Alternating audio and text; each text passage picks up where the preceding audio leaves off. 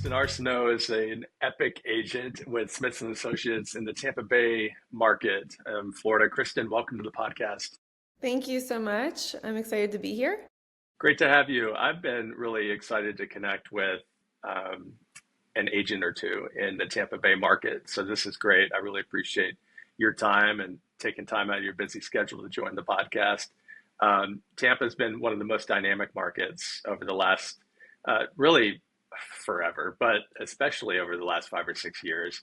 And it's definitely been one that's kind of high on my radar over the last couple of years, especially. So I'm looking forward to talking about the market down there and the work that you're doing, and the latest and greatest in the Tampa Bay area.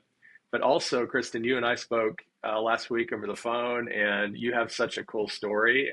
So that was another big reason why I was looking forward to having you on the podcast to share a little bit of your story and background and what led you to real estate. So, if you wouldn't mind, let's start with that. Share with listeners a little bit of your background, hometown, education, previous career, and what led you to real estate. Sure. I am not Tampa born and bred. I am from the Great White North. My husband and I both grew up in a small area inside Maryland, in the suburbs outside of Baltimore. I went to a college on the Eastern Shore, Salisbury University, and my major was in exercise physiology. And after a little stint of internship in physical therapy, which I thought that I was going to, venture into and apply to doctoral schools, I was like, this is not what I really thought it was, and I don't think it's for me. So I went back after graduating to get my teaching certificate, and I became K through 12 certified in physical education and taught in a Baltimore County public school for just over 10 years. It was the best of times and the worst of times. Sure. I Yeah. definitely learned a lot from teaching, but like many teachers, got burnt out pretty quickly and just became pretty jaded from the teaching experience overall. Yeah, that's totally. I get that. I have so much admiration and respect for educators, and it is uh, the nature of that work is definitely a topic for another podcast. Yeah. Probably for, you would deserve somebody more qualified than me to have that conversation. But yeah, I think most people can understand the type of stress and Yeah. of course, also a lot of the satisfaction and how rewarding It it can was. be as well, You had right? both ends of the spectrum. Highly Yeah. rewarding, highly stressful. And just for me, it made logical sense. We moved to the Tampa area in 2018. I say we moved before it was cool. When we told all of our friends and family we were moving to Tampa, they were kind of like, why? Where? What? Huh? I'm like, well, if you, if you didn't know back then, it was not as developed and not as built up, and it didn't have the same cachet with, the Bucks and all of that as it does now. So Tampa looks very different. I mean, there are certain areas in Tampa now that are highly sought after, like a Water Street, that weren't even there in 2018. Yeah. So when we came here, my husband said, this is your time to kind of reinvent yourself. You don't have to go back to teaching. You can do whatever you want to do. So think about it and decide really what your next journey and your next chapter looks like. Well, when you move 1,000 miles away from all your friends and family, sometimes you go back to like your comfort zone. So I did a brief stint here of teaching right before COVID hit. And then when COVID hit, I just happened to be chosen to be our kindergarten virtual and in-person teacher. So I was teaching 12 kids in a classroom and 12 kids online simultaneously that are five. Um, I he can't even wasn't my imagine like favorite. herding cats in person and virtually. Oh, wow. It was very special. Yeah. There were a lot of tears by the kids and myself, Yeah, sure. and the parents, and it Yeah. just it was the writing was on the wall at that point. It was time to move on. And over that winter break, my husband said, "Okay, are you now ready to decide what you really want to do when you grow up?" And I said, "I think you're going to think I'm crazy, but I want to be in real estate." And he said, "Great, figure it out. And I'll support you, but figure it out. And this doesn't mean you're going to lunch every day with your friends and you have a quote unquote flexible job." And he's like, "You're going to have to figure out how to run a business."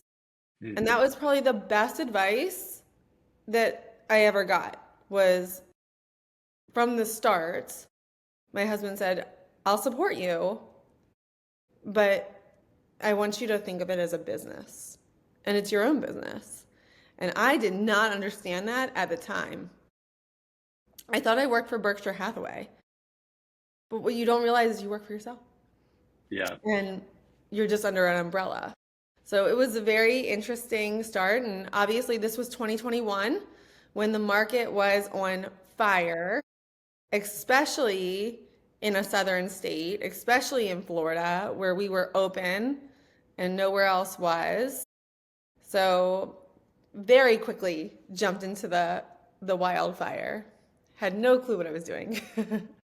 The Tampa Bay market, uh, yeah, absolutely exploded. And most markets in the southern states from West Coast to East Coast did. And of course, here in North Carolina, we had our share of uptick in business and property values too. But Tampa and Florida as a whole really exploded for sure. What a time to get Yeah. to dive into real estate as a career. I feel like it was the best thing that could have ever happened to me because you didn't have time to not know what to do. You had to figure it out or else you weren't going to survive. Especially when you're a new agent. You don't have sellers raising their hand and saying, "You can list my house. Come, do it." They want to see proof before you, and that's why I joined Berkshire Hathaway at that time was I knew I had a name I could rest on. Well, I was getting all sorts of advice from different agents I knew. "Hey, you can come to this company and pay like a $500 transaction fee and the cost is so low." I interviewed with a lot of different companies and I still thought, why is everybody so worried about this split? It didn't make sense to me to worry about the split because I knew that there's value in a name when you have no name in this business. So that was a great start was going with a company that's well known throughout the country for real estate. Yeah, I agree. I think it's really important early in your career Hmm. to affiliate with a brokerage or a company or a brand that you can leverage, some of that brand awareness for your business as well. Because to your point, you don't have a book of business, you don't have a Right. database, right? When you first start out, Absolutely. And 100% of zero is zero. right? So people could have their 100% transaction, it just to me it wasn't the direction I knew I need to start in, especially when I wanted in Tampa, we have a big luxury market. Yeah, And that's something that makes us really special. And I needed something also synonymous that had a little luxury element to it. And I yeah. think Berkshire did offer that in a lot of ways. It's cool that you brought that up. That's actually how I connected with you and the team at Smith and Associates there in the Tampa Bay area. My brokerage here in Charlotte is uh, a leading RE and luxury portfolio affiliate, and um, we uh, I thought the easiest way to connect with a counterpart in the Tampa Bay area was to kind of leverage the network that Leading RE and LPI have in throughout the country. So that was really helpful. I've done some research, some looking around lately at both online, creating blog posts about Tampa neighborhoods and eateries and the market and so forth. And wow, the luxury market there is so cool. I mean, Yeah. there's so much diversity between these gorgeous older homes that were built in the early In 20th the century, 20s. Yeah. yeah, and all the way to new super modern contemporary waterfront We homes. have It's such an yeah, interesting real estate market here. yeah, When we initially moved, my husband and I, we did not know Tampa. We were coming after 24 hours of hanging out in the community. So we really did not know what we did not know. And when you come from Baltimore, you gravitate towards the suburbs is how we grew up. So that's all we had ever known is suburb living. And so I'm Googling 3 weeks before we're moving, best suburbs to raise kids in outside of Tampa.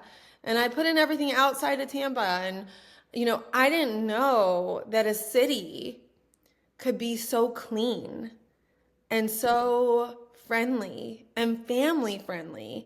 It's really unique. I mean, our city, I drive clients through all the time, and that is the first, by far, biggest comment I hear is, wow, like this is your city? Where's your dirt? Like, where's the dirty? Where's the trash? But it's very different. It's very unique. So we did live in the suburbs. We built our first home in a new construction neighborhood. Um, we do have a lot of resort style communities. The first time my husband ever came without us to interview for his position, I had him drive by one of these gated communities. It's a 24-hour manned gate, and it was new construction, and it had a clubhouse and tennis courts and a splash pad and a twisty slide and you name it. This community, it was like having a water park, like it was like living in a resort. And I told him, I was like, can you go and see if this is for real? Because this looks, I don't know anyone that lives like this. And he went and he was like, Kristen, it's for real. Like, these people live like this. They're all having a party at the clubhouse. Like, it's for real. So we built in that neighborhood, and really loved that start to life. yeah. Just when you live in a community like that and you're brand new and have no village, it was really great to start with a village like that. But quickly we realized there's a different area here called South Tampa, and Hmm. that's where we currently live. We built another home here, and that's really where the luxury market kicks in here.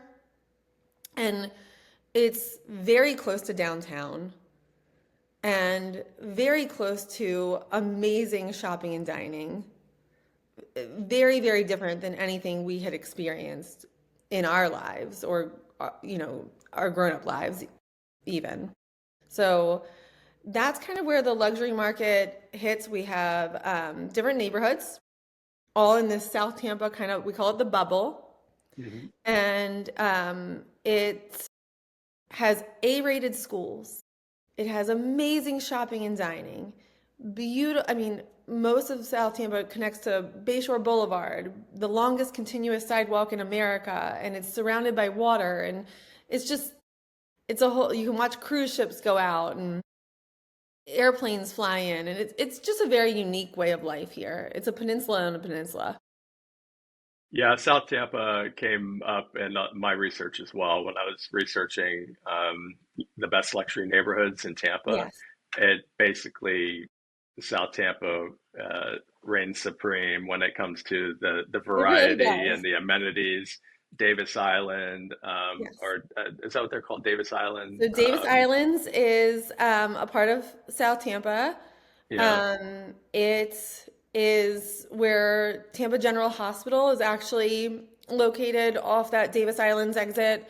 Mhm. And it has some amazing, amazing waterfront homes. It is very community centric. There's a little downtown strip in there with some cute shops and dining, and it's a little golf cart around. Kind of everybody knows the island. People will never leave that island. Once you get in, it's hard to duplicate that type of lifestyle. Yeah. Tom Brady's famous for living there while he was with the Bucks. Mhm. That was Derek Jeter's house that he rented from him. That has since sold and is now being transitioned into another luxury property. So it's just a really special place. You mentioned Bayshore Boulevard as well. That came up a lot in my research as well. I've got a couple of photos in the blog of some aerial photos of Bayshore Boulevard. Yes. It's so pretty, and that sidewalk's like 4 miles long. It's continuous, like Yep. uh, perfectly constructed, and just a right along the bay. So beautiful place to go for a jog or a walk, Oh, and people are and out there day amazing. and night. Yeah. So we live in a neighborhood called Bayshore Beautiful, which is attached off of Bayshore. And we had visitors this weekend and they could not believe it. They were like, "Wait a second. This is like this all the time. People are out here all the time."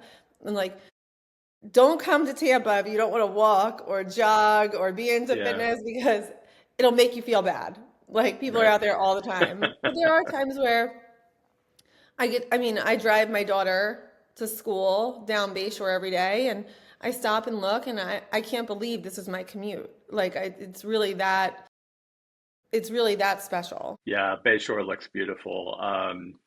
There's another, speaking of beautiful, there's another neighborhood, and I believe it's in South Tampa, and I can't recall the name exactly. New Neighborhood Beautiful or New something like suburb that. beautiful. New Suburb Beautiful. So as I was doing my research, that came up, and I thought, oh, that's not the name of it. It is AI definitely the made that name. up. I thought for sure AI had like made that name up. I was like, that's not very creative or smart, but sure enough, it turns out to be an actual neighborhood there in Tampa that It is is, truly and highly beautiful. sought after, and Yeah, beautiful tree-lined streets. And it really looks something out of like a movie that you would see with like the little white picket fences and yeah. historic homes that have been phenomenally redone. South Tampa is a little bit of a puzzle piece for people when they come in um, from outside. It's kind of something hard to understand. You have these really historic 1920s homes, bungalows, traditional style, gorgeous homes that have been very, very beautifully and technically restored in a special way. And then you have next to it a gorgeous new modern build. And, something had been there previously, and we don't have HOAs in this area. We can kind of do what we want to do within the city limits, but it really is kind of unique to people. People don't necessarily always understand it, and there are still those tear downs, homes that are, on their way out and they've seen better days. Those are highly coveted because those lots, like again, being a peninsula on a peninsula, there's no more land. So you have to build within the confines of the land here. And in order to do that, we need turnover of the lots. And those lots are highly, highly coveted here because that's the only way you're going to get new construction in this area. That's right. Yeah, here in the Charlotte market, I specialize in an area in a region, the Lake Norman region here Okay. in Charlotte, and we're in a very similar. We're seeing a very similar dynamic. They're not making more waterfront Right. lots, right? That's it. So we see a lot of older construction, a lot of homes that were built in the in the 80s or even 90s that were weekend bungalows, weekend cottages for folks to get away to. But now, like Norman is an enormously popular suburb of Charlotte with all the amenities that go along with master planned communities and great suburbs. So we're seeing a lot of these homes, purchase multi-million dollar transactions result, and then the home will be knocked down, and just these magnificent mansions are being built on Yeah, top it's of these lots. outstanding Yeah, what these lots go for and yeah. what can be built there and what those houses are going for as well. Coveted was a good word to use there. Yeah, Yes. the lots are, and it's a special place, so there's a huge value associated with them. Yeah, Water Street, you moved there in 2018. That was right around the time I think that they started breaking ground on the Water Street project. Yes. And then, of course, Midtown, Channel Side. There's so many different areas of downtown Tampa that have been the Riverwalk and other areas that have been that are just awesome, right? And They're they're just still expanding. really They're cool still places. expanding the Riverwalk. They're doing Are a they? part two of Water Street. I mean, these projects are ongoing, Mhm. and it really speaks to the change and growth we've seen. We'll never be Miami, and we don't intend to be. And it still has that hometown, smaller vibe. You always know somebody within a couple degrees of separation. And we say, well, that's South Tampa because really it is that tight-knit, small community feel, Mhm. um, all connected to this beautiful city that now has kind of been put on the map in the last several years, more so than ever before. And we have some really unique pieces and part. I got to live on Water Street for a small 7 month stint while this new construction was being finished.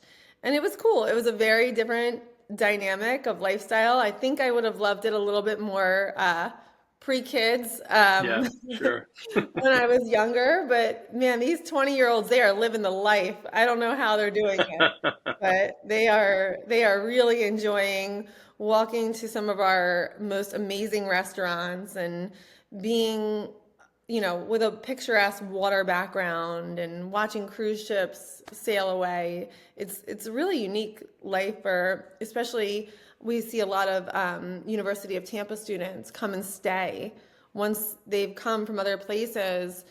It's hard for them to transition back. Sure. Yeah. Yeah, it's understandable. You mentioned earlier that during a conversation or some talks with your husband that the topic of treating your career in real estate as your own business with Yes. all the practicing of real estate of serving clients is the part that we generally love, and that's the part we get into it for. But then there's all the operational side, the marketing, the accounting, everything that goes along with running your own business that I think take a lot of people by surprise. Share a little bit about I how was was one of that the, transition for you? I was definitely one of those people. You don't know what you don't know. And you see real estate, being practiced on TV with these glamorous positions, and they're seeing amazing houses, and it's really very fascinating looking. But no one tells you that you're going to be your own boss and you're going to dictate your day and what that looks like and the people that you get to work with.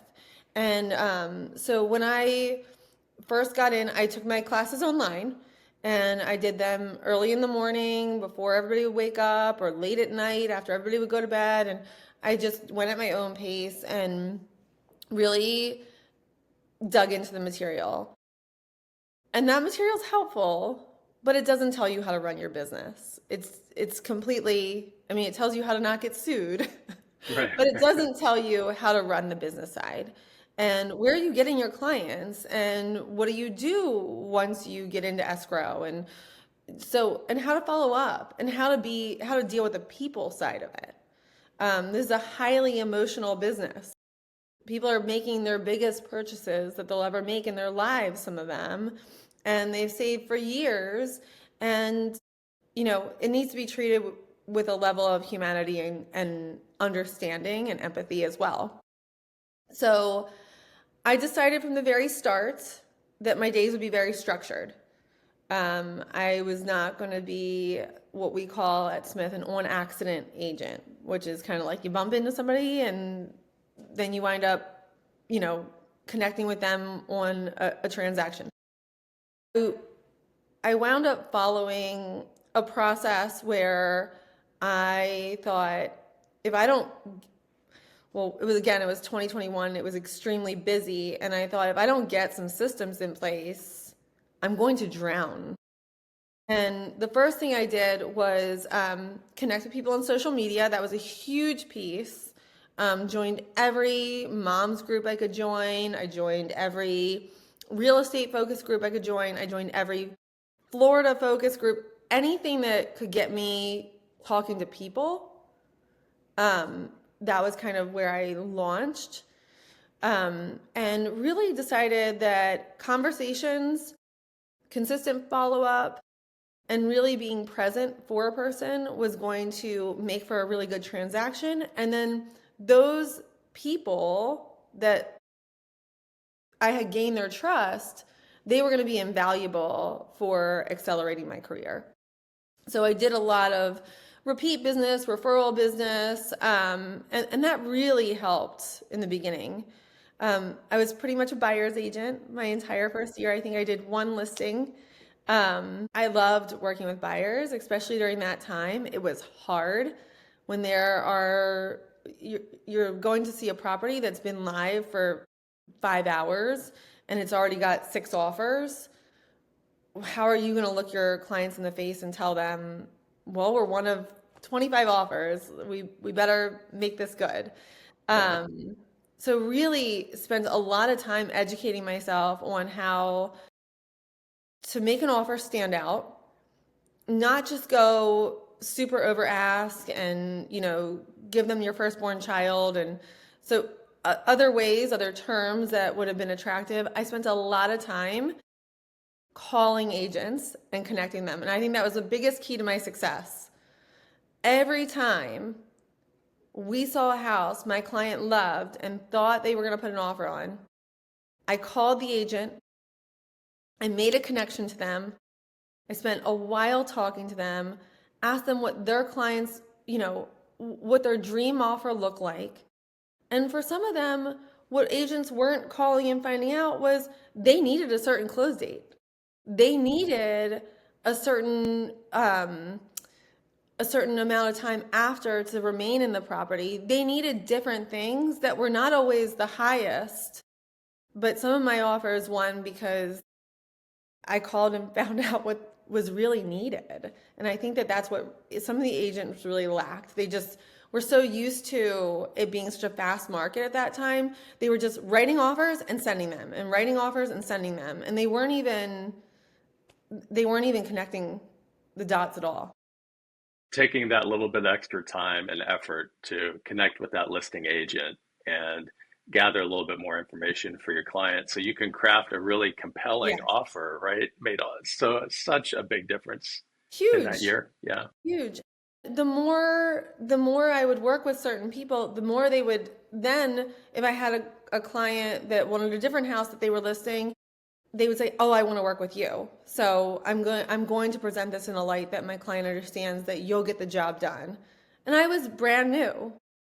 It's just taking and hand holding the whole transaction, making sure not to let anything slip through the cracks, asking a lot of questions, and doing a lot of your own research. I mean, brokerages are great and they offer great trainings. Berkshire did, but I was moving so quickly, it almost couldn't keep up with me.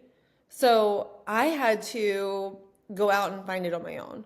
I was Googling everything. I was watching podcasts. I was signing up for seminars. I was going on YouTube. I was really, really doing as much research. I was reading everything that could be thrown at me so that at the end of the day, if I didn't know something, it was on me.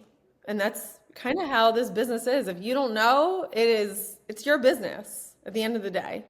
Yeah, you're going to be accountable whether you like it or not, Yes. for sure.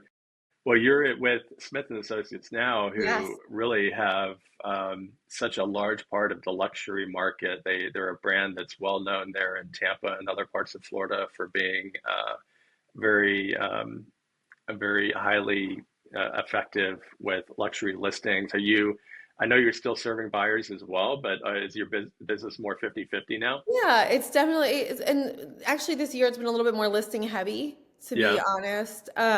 It's definitely been more of like a 75% listing side. And I think that's a natural progression of a real estate career. You just don't Hmm. have the time to drive around with as many buyers at the same time. Um, I still love the buy side. I told you this the other day. Yeah. I'm that agent that's a little bit quirky like that. I love the buy side. It's my favorite. I like my listings, but the buy side just holds a special near and dear space to my heart. I love that matchmaker feeling of really, really finding somebody their perfect home. Um, Smith holds the lion's share of the market in South Tampa. And that was always where we knew we were coming as a family. We knew that we were transitioning from the suburbs to South Tampa. So, um, the day I got my real estate license, yes, I did sign with Berkshire, but all the while I knew hopefully at the 1 year mark, because Smith's not known for taking new agents unless you're going to be on a team and be underneath another agent. You really do kind of have to prove yourself and have some volume prior to going to them or being recommended to go to them. Um, we I knew that that's where I wanted to be, and it was just a matter of time before I made that transition happen. So at the 1 year mark, I did transition over to Smith and Associates, and I'll never go anywhere else. I mean, you're supposed to never say never, but there's just kind of no need to. It's really a phenomenal. We have a family feel with a global reach, and that's Hmm. really hard to find in the real estate business. Yeah, I can relate to that. I'm with my brokerage, Allen Tate, in the Charlotte Yeah, market. Is that same kind of very similar. feeling? Very similar, family owned, but with a global feel for sure.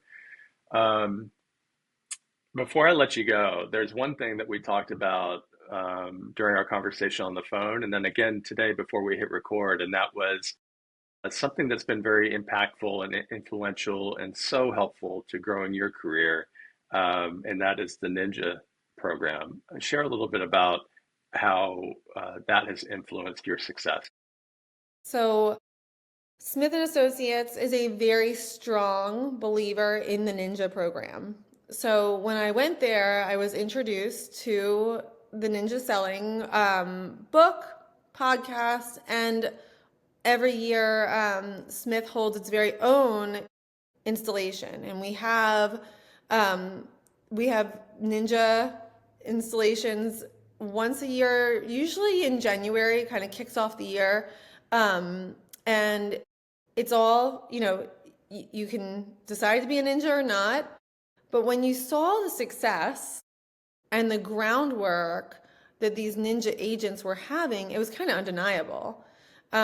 So start out reading the book, putting some of those systems in place in my daily structure. It starts with gratitude. I mean, it does a full scope of how you should run a business. Um, it's very people first. And I think that that was the biggest connection for me, was it focused on how can I be of service to my sphere, to my friends, to my family, to the people around me.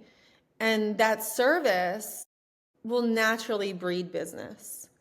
And that has been huge. So I have read the book twice. I've read The Go Giver, that kind of works with that book. I listen to the Ninja Selling podcast every week. And then I've been to two back-to-back Ninja installations. And this year I actually hope to go to an installation outside of Tampa, because they happen all over the country. And I think that it would be really neat to go with a different group So we're hearing different stories and relating people in a different way. But I love that it's just flushed out all in service. That's really um, something that for me was so important.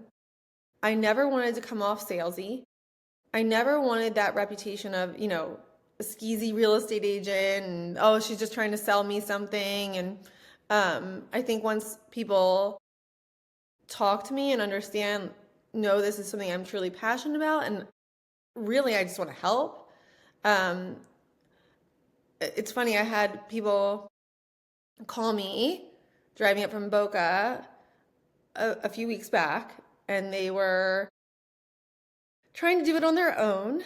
They said they did not need help they wanted to be upfront with me. They did not need help from a real estate agent. They just wanted to see my listing. And I said, unfortunately, that listing is actually under contract. So I can't help you with that, but here's a couple of other things that you might want to look at or areas that you might want to look at. And when I heard that they were so adamant doing it alone, I thought, well, that's fine. But now I have to put on my human hat and let you know that kind of the way you're going about this, it is scaring me. Like, Right. you're going to end up someplace that you don't want to be, Yeah. or you're going to buy something and you're going to overpay. So let me just give you some information without anything in return. I don't need to be your realtor, but let me just give this to you. And by the way, I think I know of a house that you might like. It's off market. Let me connect you with that agent. They can show it to you. So coming from that space, within a week, I got a phone call from them. And they said, we actually need you. Thank you. You were the only one to take the time to tell us certain things that no one else said. You were the only one that took the time to tell us street names and really dig in about schools and help us. And that's that aspect that now I'm working with them and we're actively looking at homes. You got to come from a background of help and Yeah, service, and the absolutely. business will come. Absolutely. Because Zig Ziglar that said if you help, you'll get everything you want in the world if you help enough other people get what they want. Absolutely. And I have read Ninja Selling. It's been a couple years. I need to revisit it. I would love to go through the program. I work with a few agents here locally that have. I've had brokers or agents on the podcast that have that just sing its praises, Yeah. um, just like you do. And I do. What really resonated with me about the book was how it approaches growing your business from a place of service and bringing value first to not only prospects but also your community. And yeah, I think it's just it's must reading. I think for all agents. Absolutely. Highly Yeah, recommend to anybody, especially when you're just starting your business, because you don't yeah, know where to start. yeah, And it really gives a great foundation for what your day should look like. You do the Ninja Nine, so there's 9 things that you do. You check them off, and you'll notice in your business when you do, so you'll do those 9 things every day for a while, and then you'll get busy. The business will roll in. And so then you throw the 9 steps out the window because you're so busy, your hair is on fire.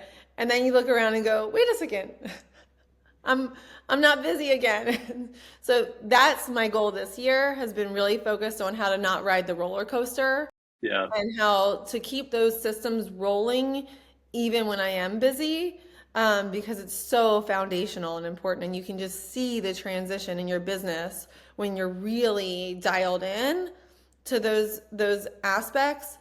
And then when you let it go for a little while, you can see what happens. Absolutely. Yeah. The time to there's never a time to stop Yeah, marketing, or there's never a time to stop nurturing your database and nurturing your absolutely. business, right? So yeah, I get it though. I'm totally guilty of the roller coaster effect We all myself. are. I It's see it's it on hard my not to. yeah, I see it on my bank statement, right? I see the roller Yeah. coaster. So yeah, that's a really good point. and a great reminder, I think, not only for me, but for listeners as well who might be early in their real estate journey to really just focus on staying consistent with that program, that process, and that Consistency system. is the key. Yeah. It is such a difference maker. Kristen, this has been awesome. I'm so glad that you joined Thank the you so much, podcast. Jeff, I for really having me. appreciate it. Yeah, absolutely. What do you have planned for the future, other than just maybe dialing in the 9 steps, being a little bit more consistent there? What other plans do you have for the future? Um, I think that really every year I have a different goal. This Hmm. year it was to hit 30 million. As it stands at the end of April, I was at 9.5. So getting there, I think that focusing on this luxury space for me and bringing up my transaction volume has been a huge goal for me. Honestly, personally, I just want to, besides not riding the roller coaster, I wanted to feel more connection and more joy with my clients. When you're in such a fast-paced market, you don't get those times to really enjoy it. And I am trying to lean in to having those moments of going to coffees, going to lunches, really sitting with my clients and getting to know them. I've never been a transactional agent, but I would say I got so busy that I would really get to know a client and we would work together and we'd get under contract and I'd nurture them the whole time and then I'd talk to them for a few weeks and then it would trail off. Getting back to that, seeing them as a person and really spending that amount of time with them and having the client appreciations and having the events and having the people in my home and enjoying my time with these relationships I've built, that is a huge goal for me. I've never really done, I'll plan an event and then I'll throw it out the window because I'll get so busy that I'll have to just scrap it. The invitations never go out.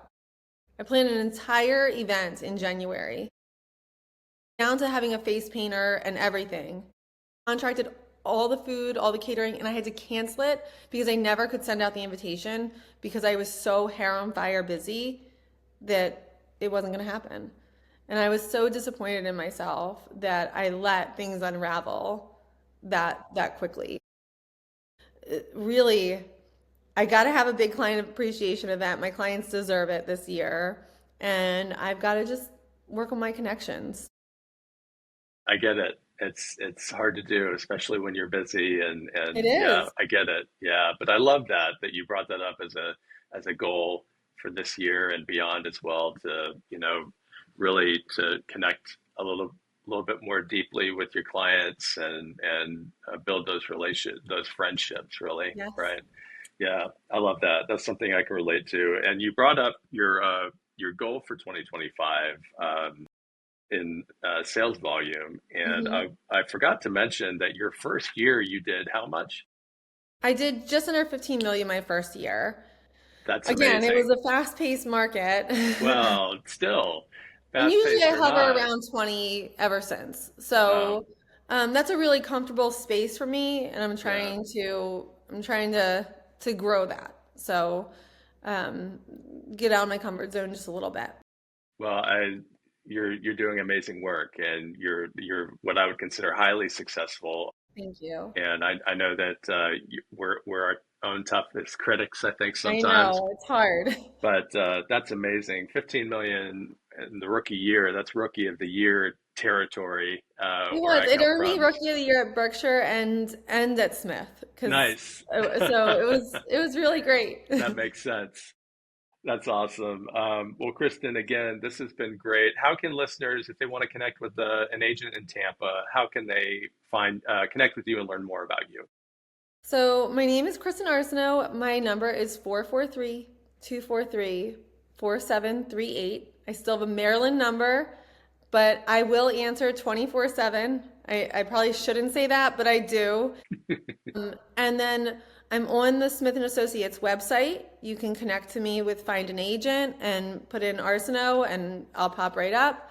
But also I'm very active on Instagram And I'm everyday underscore Tampa Bay.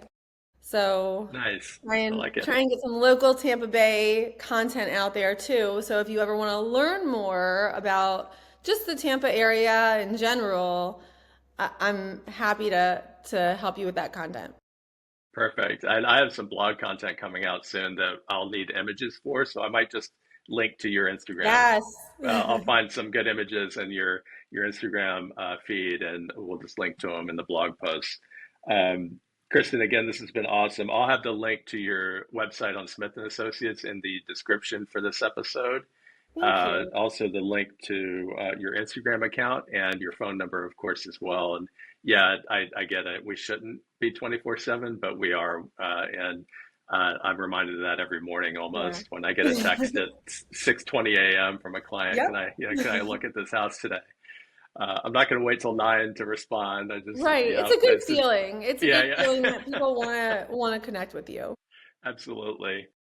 Kristen, thanks again so much. Really Thank you appreciate so you. much.